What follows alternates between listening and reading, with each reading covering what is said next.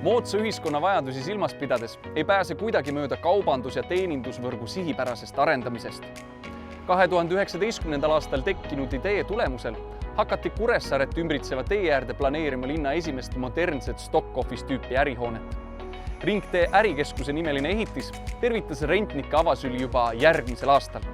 Nüüd on turunõudlusega kiiresti kohanev ettevõte alustamas ärikompleksi 5. hoone ehitusega. Eks see tuleb vastavalt nõudlusele, et kuna on huvi olnud ja meil siin kõrval oli vabu kinnistuid, siis me oleme järjest neid täisprojekteerinud ja vastavalt võimalustele ka ehitanud neid. Hästi ligipääsetavates ja tänapäevaste tehnoloogiliste lahendustega multifunktsionaalsetes hoonetes on ruumi ligi 14 000 ruutmeetrit ning sealsel enam kui 40 rendipinnal toimetavad kõrvuti eri valdkondades tegutsevad ettevõtted. Mahukad investeeringud toetavad siinsete äride konkurentsivõimet ja annavad tänuväärse panuse kogu maakonna majanduskasvu.